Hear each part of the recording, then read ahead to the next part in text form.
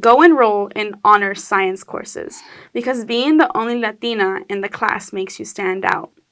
Later, you can write your college essays on this. Pull some emotional bullshit about how you want to be a pioneer for Latinas in STEM. Why are pioneers praised but immigrants despised?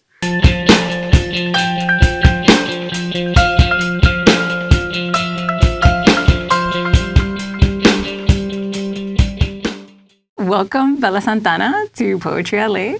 Thank you for having me. Oh, of course.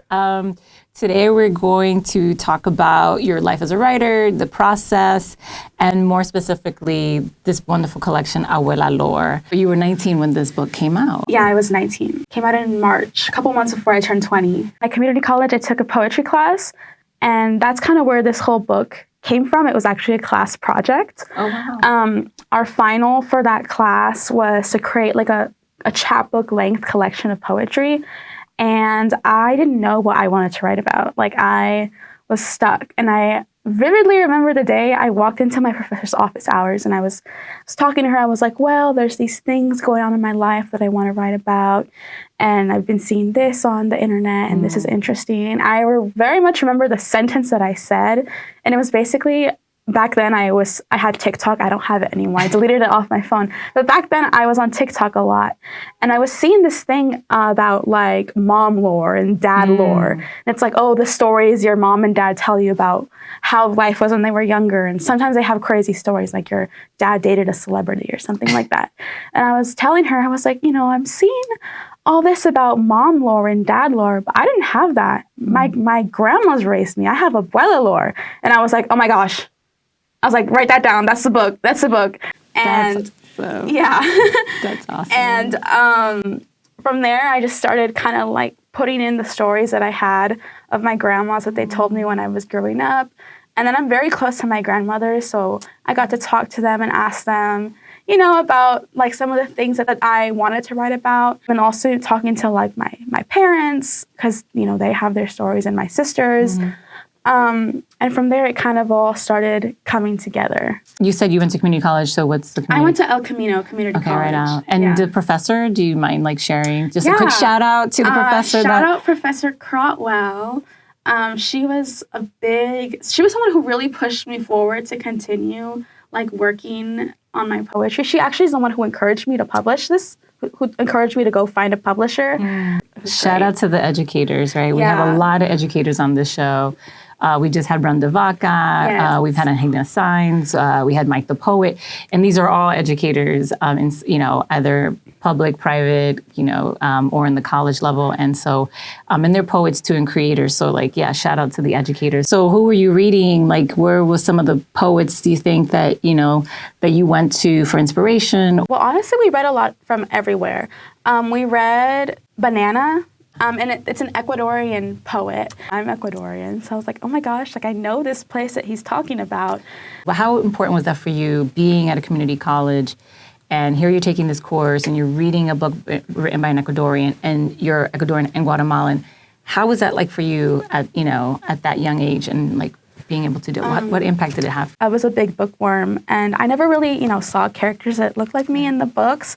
And I vividly remember the first two books that were the ones where I saw someone that looked like me, and it was Esperanza Rising, which I read in 4th or 5th grade. It was such a beautiful book. And then I remember House on Mango Street by Sandra Cisneros. I actually met her this year. She came over for a book talk, and I got to get her signature, and I got to talk to her and just tell her how much her work really meant to me. Because it was the first time I had really ever seen someone that looked like me and as a main character in a book, and also kind of experiencing the same things I was experiencing. Well, that's super cool. So you read Banana, and that was something that really stood out for you. And do you remember anything else that really stood out to you? I read Thea Almond's The Wild Fox of Yemen, and I love the way she writes. She has very specific description, and the imagery she uses is just very, very specific, and it really makes you stop in your tracks. And that was something that I looked at a lot, to just see the way she was so clever with the descriptions of in her poems. I love I love the way she does that. Ocean Vuong is another poet I really love because he brings in like the emotion, and then he also brings like just these, he just has like these one-liners that get you like, oh my gosh. But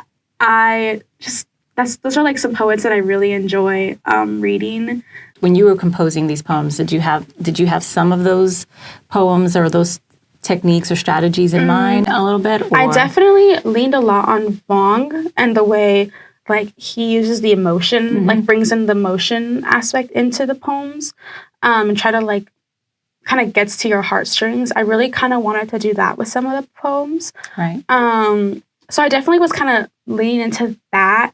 But other than that, I think most of these poems just kind of came from the stories that my grandmothers told me and just kind of remembering what they were thinking and like hearing it in their voices. Because, when you hear like an abuelita speak, they're very animated. Oh, yeah. So just like paying attention to the way their voices, like where they would put emphasis on the stories and how they would animate themselves. I think that's a big thing that kind of inspired the way these poems came out. And so you started to put this book together, and then how did you come to find the publisher? And shout out to the publisher. Yeah, Somos Escrito. So based out in Berkeley? Based out in Berkeley, yeah. The publisher, that was probably the hardest part, was looking for a publisher, because in Abuela Lore, I made a couple of pretty like specific, I was very specific in some things that I wanted. I wanted it to be in Spanish. I wanted the poems to be in Spanish, and I didn't want to provide translations. And then I also was very specific that I didn't want to italicize any of the words in Spanish unless it was necessary, unless like it added something to the poem.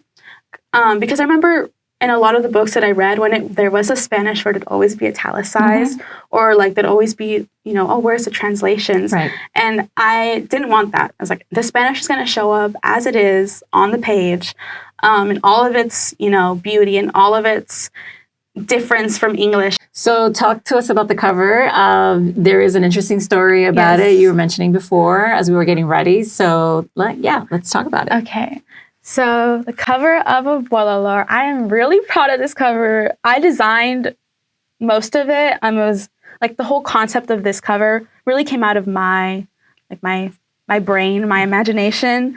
The Virgen on the cover is my grandmother's Virgen. It's a family heirloom. It's been in the family for at least 100 years. It was my great-grandfather's, then my grandma's. It's going to be my aunt's when she passes away. And then it's going to be mine. So I'm second in line to inherit it. And all this clothes that she's wearing is sewn by my grandmother. To actually get this photo, me and my sister went to her house with a little camera. And then, having my sister come and help me, and finally seeing it on the book, and then being like, look, Grandma, look, it's your Virgen. She's on there. There is an ocean between you and your country. Crossed it a long time ago, treading water and swallowing seaweed and salt. You are a navigator. That's what you tell yourself. Nobody believes it but you. A water wielder, a conqueror of the current. You know what happens to fish that fight it. You glide on sea foam and aquatic funnels until your fingers no longer shrivel in the water. Your eyes stop stinging. The ocean boils. You are bleached, belly up like the coral you were told to destroy. Long gone are the colors of the ocean. Don't think about it. Don't panic because you don't remember how to find your way home. Don't shudder as you suck away at everything and anything that reminds you of you. It's nice to float with the flow. One day, you forget how to breathe underwater. You flounder your way up to the surface, expecting land, expecting home. There is an ocean between you and your country. As you drown, you look up to the surface, hoping for you to come to take you home. You can't make it. There is an ocean between you and your country. That is no take backs. Thank you. Yeah. Can you tell us a little bit about the inspiration for this? So I remember my parents loved going to concerts. And I remember a couple years, they were going to a lot of concerts, and they went to like Billy Joel, Madonna, the Eagles. We all saw Queen. And I was thinking to myself, I was like, man, my parents assimilated so well. Like, they are so, like... Yeah, Madonna is definitely assimilation. I was like, they assimilated so well. And I was thinking of the time that they got in here. They got in here late 80s, early 90s. I was like, no wonder they assimilated so well. It was post-Reagan. Mm-hmm. Like, they had to assimilate well. There was no option. So that's kind of where the idea of having an ocean between, like, who you are when you're back in your home country, versus you, the person you are, like, in the United States, and the person you're assimilated into, and just kind of like the distance that eventually kind of grows between, you know, the person you were and then the person you become once you immigrate to the United States. And that was kind of where this idea came from, about, you know, oceans and change and not being able to find you. Right. And then I also love the idea of, like, water and the ocean as an agent of change, because, you know, ocean can be so serene and so beautiful, and then at the same time it can be so violent. So I kind of wanted to play with those ideas in the poem, but the main inspiration came from thinking about how well my parents assimilated. This was not your first publication, so my first publication, I was 17. It was for the American Library of Congress. They did, like, a poetry contest, and I submitted a poem, and it got selected to go into an anthology that they published. That was my first publication. It was very cool.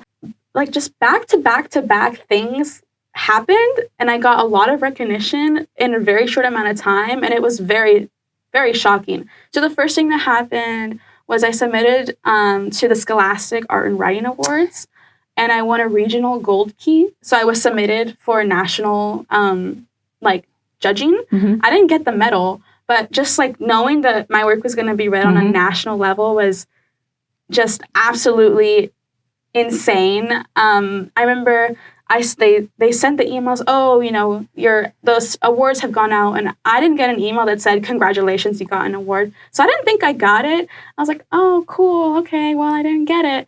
And then I was like, well, let me just check on the website. Let's see if I know anyone who got the award, because one of my friends had also submitted. And then I was scrolling, and I saw my name, and it said gold key, and I was like, oh my gosh, like, I got an award. And I remember calling my dad, and we were just crying on the phone, because I was like, oh my gosh, like, you know, things are coming true. You know, all this work is finally paying off. And then they could have sent you an email, though. They could have sent me an email. I'm just saying, this was one of the moments where you're like, no, this could be an email, and this should be an email. Yeah. You could have got an email, girl. 2 weeks later, I did get an email that I was selected to be one of the finalists in the LA Youth Poet Laureate competition. Yeah.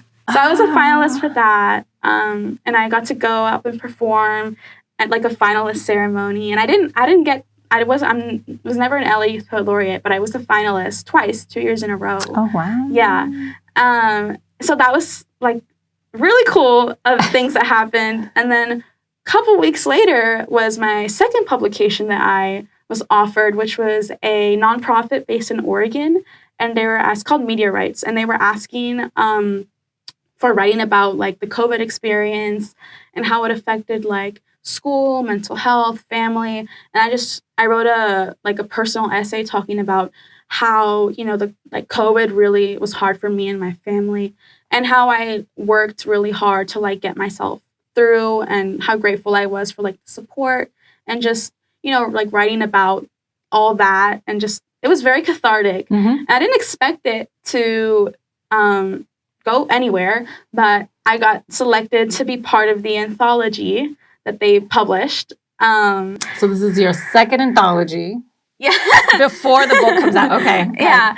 And you're in the Somos Xicanas. Yeah. So that's okay. So and then three anthologies. Okay. And then that was my first writer's paycheck too, because they paid me to be there. Oh, isn't that lovely when you get paid? Yeah, it was really cool. Isn't it great? Yeah. Did they actually give you a real check? So I got a real check, and I was like, "Look, guys, it's my first check." It's a big deal when we get paid. So that was some of the things that happened before Abuela Lore came out, or even was a thing. And then one of the things I'm really proud of too, that I think really kind of made Somos be like, oh, this is really cool, is that in 2022, in November of 2022, I performed at Univision, their 60th anniversary gala. Oh. I was invited to write an original poem, like celebrating the legacy of Univision, and I got to, go up there and read it in front of a bunch of really big people. Good evening, everyone. My name is Isabella Santana. I am Los Angeles Youth Poet Ambassador, and today I am presenting a poem to you that I wrote called The Cultivation. And afterwards, I had so many people come up to me and just tell me how grateful they were and how beautiful it was. And I was so taken aback by how people saw it and perceived it. I am so happy for you, that you had all those things, and you're going to have those things even more. Yeah. And then with Abuela Lore, one of the things that I just really loved, because I have one abuela that I grew up with, and she's still around, but she's definitely up there. And I just and people talk always about their abuelita poems, and how sometimes every Latinx poet that I know has an abuelita poem. Yeah. And we talk about how they get rejected, and we're like, who rejects abuelita poems? And this whole book is about both of your abuelas.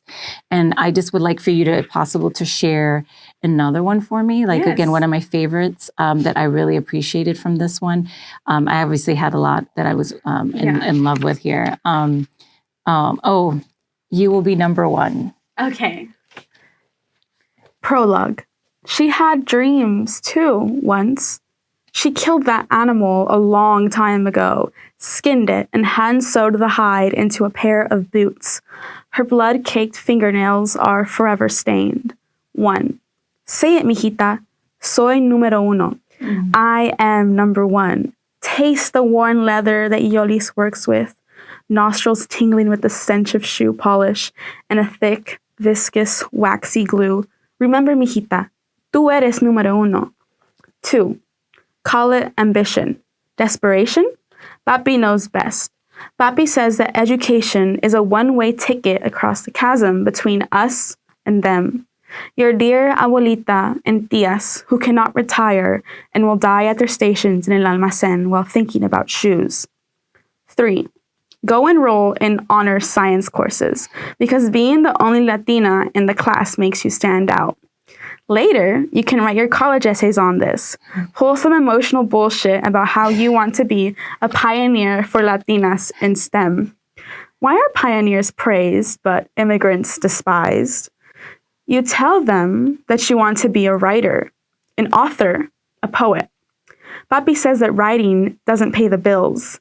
Yoli's tears clean her face, leaving her cheeks glossy like the shoes Papi cleaned for lunch money. 4. Chew the shoelaces around your neck. You're hungry to fulfill Papi's and Yolis' wishes. The laces only get tighter. Stop writing, then. You do. A wounded animal collapse. Ribs crisscross its body, the same way you lace up the boots Yolis made for you. 5. It screams, screeching your name in the school hallway. Don't look back. The dream of writing must die with it. Think of your Yolis, mijita. Epilogue. You think of her as you push the poison into your neck, watching the animal writhe, staggering away from its stiff body. You smile. Yolis' promises fulfilled. Whatever it takes, lo que sea necesario. The line about writing's not going to pay the bills, that was the line that my mother told me. So when I got to that part, I was like, oh, yes, I know this one really well. So that was a line that really spoke to me. But I love the metaphor here of the animal. And so if you just tell us a little bit about it, that would really So there's a lot of shoes, imagery of like shoemaking and shoes and leather and laces. Yolis, my grandma, my mom Yolis used to run a shoe workshop. She used to make shoes. She still makes them, not as much as she used to. She used to have a whole company and factory that made all the shoes. Wow. And when I was growing up, we had, Santana made shoes because it was a whole family business. Wow. But it was a lot. So growing up, I was pushed a lot into like the stems, and I do like the stems. Like, I'm not bad at the STEM. I'm just not as good. I just don't enjoy it the way I enjoy writing and reading. And then like, you will be number one. Tú eres número uno. That's something Yolis used to tell us. And I remember the first time she told us is we were in Ecuador and we were doing math, and she was like, "Mijita, like, you have to know this because you have to be número uno. You have to be the top of your class." So that was kind of a big thing that followed me throughout my like childhood and growing up, was this idea of you have to be number one and you have to be like at the top and you have to succeed in school. So that was something I kind of wanted to explore, because I know I'm not the only one who goes through this. There's a big push of just like wanting to succeed and, succeed in school and go into, STEM, which can be like a financially safe option. But I didn't want that. It took my parents a lot of work to kind of just like be able to sit with it and, like understand that this is what she's going to go. This is what she's going to do in her life. And I can't really blame them for being like about it in the beginning. But I think now they're a lot more comfortable with the idea of me going. Yes. They're a lot more comfortable with the idea of me going and, becoming an author and, doing something in education. So yeah, that's something that definitely has changed a little bit, but it's still something that a lot of not even just Latinos, like immigrant children in general, this big push of academics and success. I can totally relate. I know, as an only child, and was raised by a single mom and basically a tía and an abuela. Education was always pushed, right? I had to do well, and education was going to be my ticket. I want you to read a poem about Chica, since Chica is also obviously she's the other abuela, and it's right here, Angel. Oh, okay. I have a tattoo. I got this tattoo to honor Chica, my abuelita. She's still with us, but she's always called me her Angel growing up, like I'm her angel. And I wanted to get this for her because she really helped me through some really hard times and kind of encouraged me to just keep on following my dreams and keep on pushing forward. So I have Angel with me on my arm. So she's always with me. I always have her with me. It's actually really funny because my mom did not want me to get the tattoo. Of course. But Chica, she went and asked me. She's like, "Mijita, when are you getting the tattoo?" She went ahead. She asked me. She was like, "Oh, where's that tattoo? When are you getting it?" Because I'd been telling her for a while, "Oh, I'm going to get a tattoo. Don't worry." And she was asking me, like, where's the tattoo?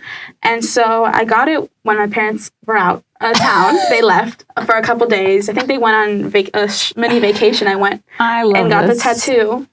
And I surprised her with it. And she was so excited and so happy to see it.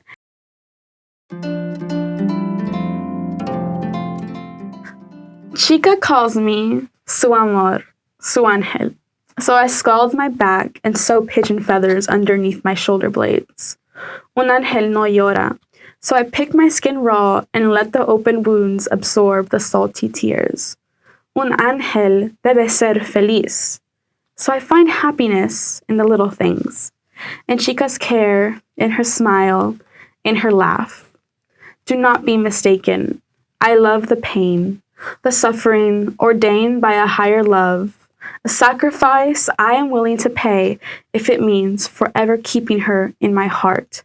So I pray, Virgen Maria, Padre Nuestro, strengthen my shabby wings.